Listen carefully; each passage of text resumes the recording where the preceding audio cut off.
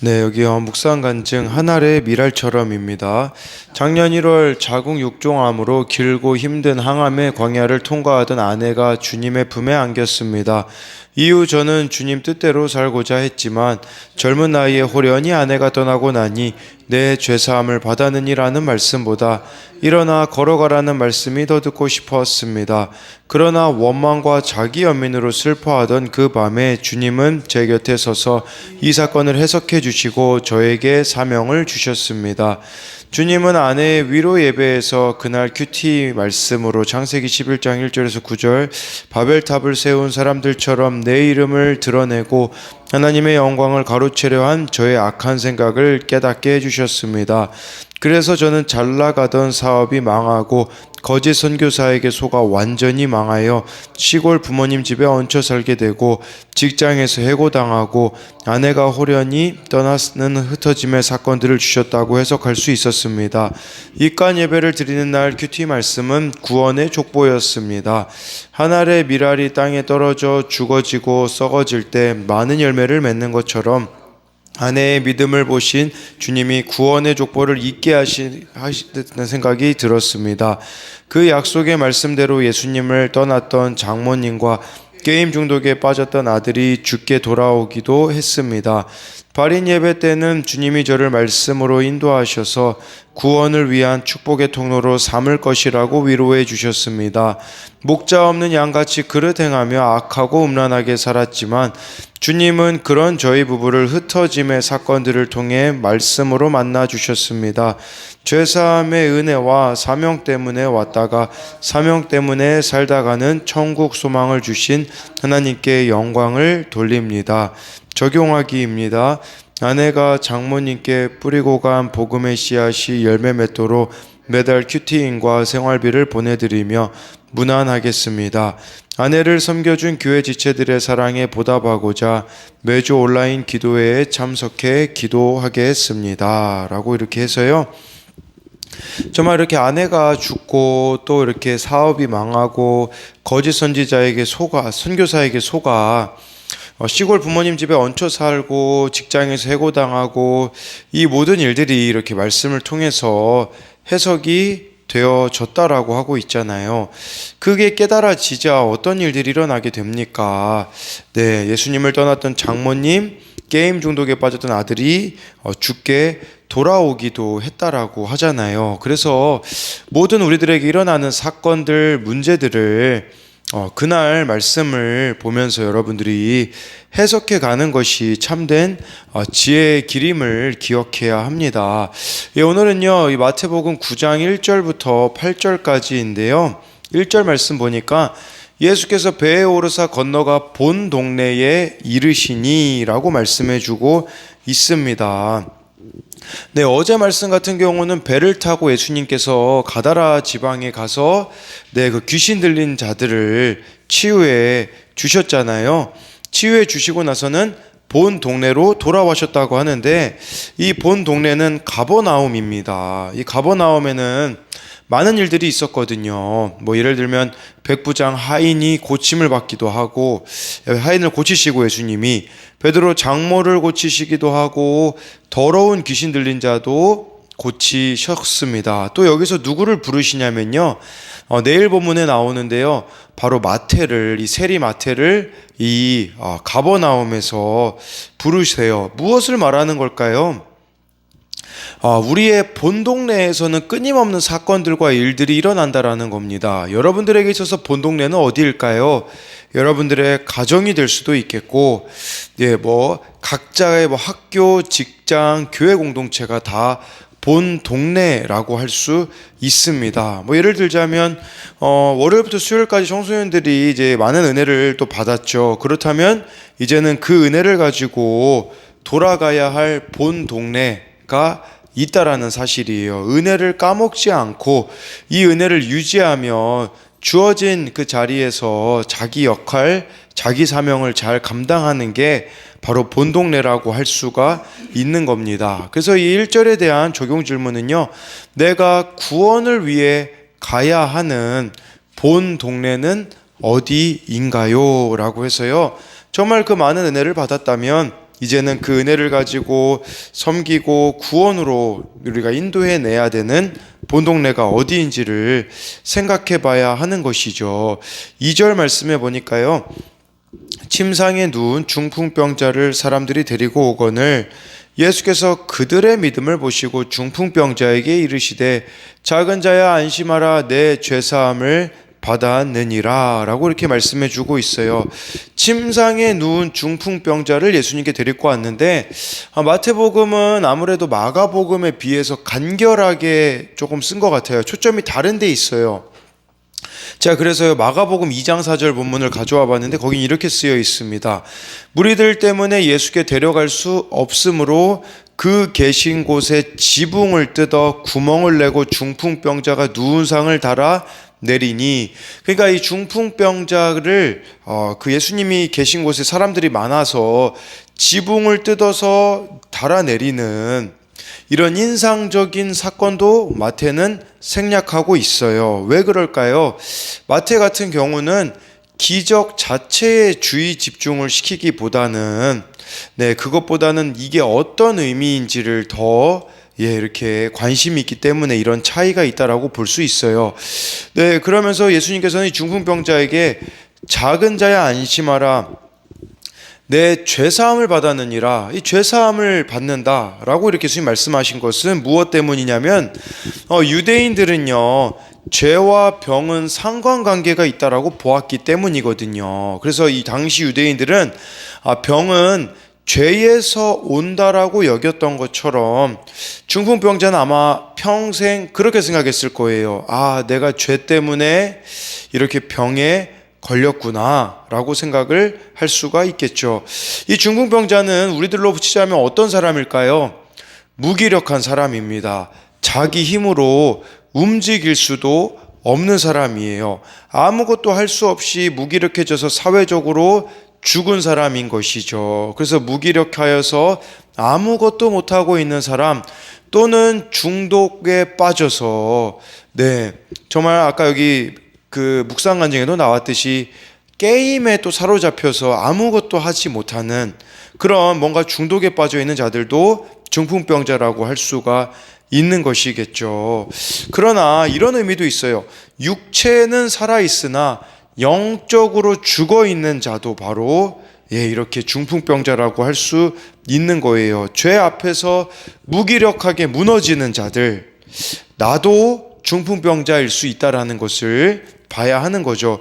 근데요, 2절에서 중요한 것 중에 한 가지가 뭐냐면 예수께서 그들의 믿음을 보시고, 이 그들이 누굴까요? 중풍병자의 친구들입니다. 그러니까 우리의 역할이 또 여기에 있다라고 볼 수가 있는 거예요. 무기력함에 사로잡혀 있는 자들을 구원으로 인도해야 될 자들은 바로 여러분들이라는 거예요. 교회 공동체라는 것을 말씀해주고 있는 것이겠죠. 그래서 이것에 대한 2절에 대한 적용 질문은 내 자신에게는 어떤 무기력함이 있나요? 우리 가운데 이런 중풍병자와 같은 무기력함을 말하는 것이겠죠. 또 적용 질문으로는요, 가정과 교회와 직장의 중풍병자처럼 나에게 불편을 끼치는 존재, 골치 아픈 문제가 있습니까? 가족과 지체를 잇는 모습 그대로 예수님께 보이기만 하면, 예수님께 데리고 가면 예수님이 역사하실 것을 믿습니까? 또 이 그들의 믿음을 보시고라는 부분 때문에 적용 질문 한 가지 더 있는데요. 나는 교회 공동체에 잘 속해 있습니까? 내 생각대로 신앙생활을 하겠다며 교회 공동체와 공동체의 권면을 무시하지는 않습니까? 3절 4절에 이 모습을 본 서기관들이 속으로 이렇게 말해요. 그리고 4절에 예수님 반응이 나오는데 3절에 어떤 서기관들이 속으로 이르되 이 사람이 신성을 모독하도다. 4절에 예수께서 그 생각을 아시고 이르시되 너희가 어찌하여 마음에 악한 생각을 하느냐라고 해서 예수님이 죄사함 받았다라고 하는데 이 유대인들 같은 경우는 죄사함은 하나님만이 하실 수 있는 일이라고 생각을 했기 때문에 예수님이 신성 모독을 했다라고 생각을 했습니다. 거기에 대해 예수님께서는 어찌하여 너희가 그 생각을 아셨대요. 예수님께서요. 그리고 마음에 악한 생각을 하느냐고 말씀하신 것이죠. 여러분 여기서 보면 서기관들도 실제 영적 중풍병자가 아니겠습니까? 네, 예수님이 누구인지도 알지 못하고 예수님께 나오지도 못하고 있는 이런 모습이 나와 있는 것이죠. 예수님께서 그 생각을 아시고라고 하는데 여러분, 이것을 우리가 어떻게 생각할 수 있냐면, 여러분들이 어떻게 예수님 생각을 알 수 있을까요? 그것은 바로 말씀을 통해서입니다. 그러니까 우리가 근데 여기서 마음에 악한 생각을 하느냐라고 예수님께서 말씀하시거든요. 내 생각은 악한 생각이 될 수 있다라는 말이에요. 예수님의 생각을 내가 모르면 우리가 생각하기에 어떤 합리적이고 이성적인 것이라고 할지라도 악한 생각이 될 수가 있다라는 거예요. 더 쉽게 말하자면 그날 주시는 말씀의 생각 없이, 말씀에 대한 묵상 없이 내가 살아가는 것 자체가 다 악한 생각일 수 있다라는 것을 기억해야 된다라는 것이겠죠. 그래서 날마다 말씀을 통해 내 죄를 깨닫고 회개할 때에 우리들 가운데 있는 악한 생각이 사라지게 되어지며 잘 분별하며 갈 수 있다라는 것을 기억해야 합니다. 이 3, 4절에 대한 적용 질문은요, 서기관들처럼 내 생각으로 가족과 지체를 정죄하며 판단하고 무시하고 있지는 않나요? 이것도 내 생각으로 우리가 무시하고 있는 사람들이 얼마나 많이 있느냐라는 거죠. 또 한 가지는요, 내 안에 숨겨진 악한 생각은 무엇이 있습니까? 이것에 대하여서도 우리가 생각해 봐야 합니다. 5절에 내 죄사함을 받았느니라 하는 말과 일어나 걸어가라 하는 말 중에 어느 것이 쉽겠느냐? 우리 생각에는요, 일어나 걸어가라가 더 힘든 것처럼 보이잖아요. 왜냐하면 그렇게 했는데 이 중풍병자가 못 걸어가면 어떻습니까? 근데요, 유대인들 입장에서는 죄사함 받았느니라는 게 더 힘든 말이라고 여겼다라고 하더라고요. 왜냐하면 이것은 하나님만 하실 수 있는 일이라고 여겼기 때문이라는 거예요. 근데요, 예수님이 죄사함 받았느니라 이 말씀을 왜 하셨을까요? 진짜 우리들에게 중요한 것은요, 죄사함이라는 겁니다. 여러분, 중풍병에서 치유받아도 지옥 가면 무슨 소용이 있습니까? 문제가 해결되고 사건이 해결되고 기도가 응답되는데 내가 죄사함의 권세를 모른다면, 내 죄를 모른다면 결국은 다 지옥으로 가는 게 아니겠습니까? 근데 많은 사람들은요, 기적만을 바래요. 기적과 같은 일들이 일어나기를 소원하고 자기가 원하는 게 다 이루어지기만을 원하는 것이죠. 그러나 진짜 내가 죄사함을 받는 게 가장 큰 은혜라는 거예요. 내 죄를 알고 그 죄를 사해 주신 주님의 은혜를 알아야 다른 사람의 죄에 같이 아파하고 죄사함 받기를 기도할 수가 있다라는 것이죠. 그래서 5절에 대한 적용 질문으로는, 나는 회개하고 죄사함 받기를 바라나요? 단지 내 문제가 해결되기만을 바라나요? 죄사함을 받는 사람, 즉 말씀을 통해 자신의 죄를 보는 사람이 다른 사람도 도울 수 있다라는 것을 알고 있습니까? 네, 마지막으로 6절부터 8절까지 보면요, 그러나 인자가 세상에 죄를 사하는 권능이 있는 줄을 너희로 알게 하려 하노라 하시고 중풍병자에게 말씀하시되 일어나 내 침상을 가지고 집으로 가라 하시니 그가 일어나 집으로 돌아가거늘 8절에 무리가 보고 두려워하며 이런 권능을 사람에게 주신 하나님께 영광을 돌리니라 라고 해서요, 중풍병자가 일어나 집으로 가잖아요. 이것만 봐도 예수님이 죄를 사하는 권세가 있음을 보여주고 있는 것이에요. 그리고요, 중요한 것은요, 죄사함을 받았으면 어디로 가야 됩니까? 제자리로 돌아가야 합니다. 가정으로 돌아가야 되고 공동체로 돌아가야 되고 거기서 자기 역할에 충실해야 합니다. 어제 본문에 그 귀신 들린 자 있잖아요. 마가복음에 보면요, 같은 본문에 그 귀신 들렸다가 치유된 자가 예수님을 따르려고 하거든요. 근데 예수님 뭐라고 하시냐면 따르지 못하게 하세요. 자기가 살았던 그 지역에 살면서 예수님을 증거하라고 하십니다.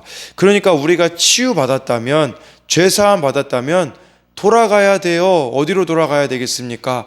가정으로, 공동체로, 일상으로 돌아가야 한다라는 것이에요. 거기서 내가 감당해야 될 역할이 있다라는 것이겠죠.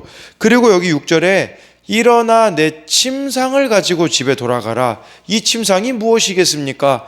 중풍병자가 무기력하게 질질 끌려가는 것처럼 자신의 이런 부끄러움과 수치를 상징하는 게 침상이었던 거죠. 침상을 가지고 집으로 돌아가라는 건 무슨 말이겠어요?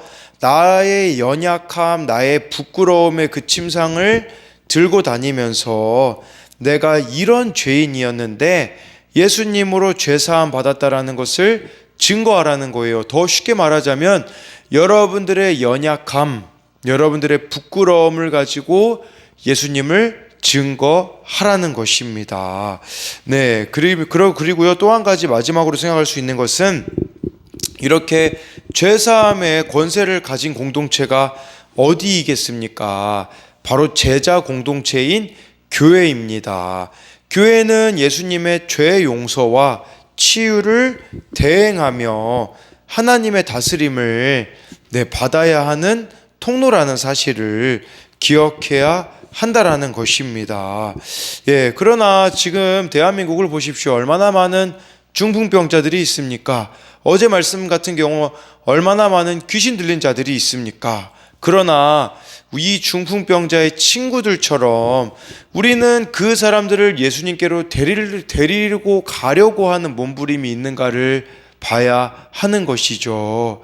그렇기 때문에 정말 이 영혼에 대하여서 우리는 너무 무지한 채로 살아가고 있지는 않는가. 이 죄사함의 권세를 가지고 있음에도 불구하고 그것을 우리는 사용하지 않는 자들이진 않는가를 돌아봐야 한다라는 겁니다. 그래서 마지막으로 6절부터 8절까지에 대한 적용으로는요, 오늘 내가 들고 가야 할 상처와 수치의 침상이 있습니까? 공동체 안으로 들어가 그 침상, 이런 나의 부끄러움, 죄들을 보여주고 나누며 죄사함의 권세를 증거하나요?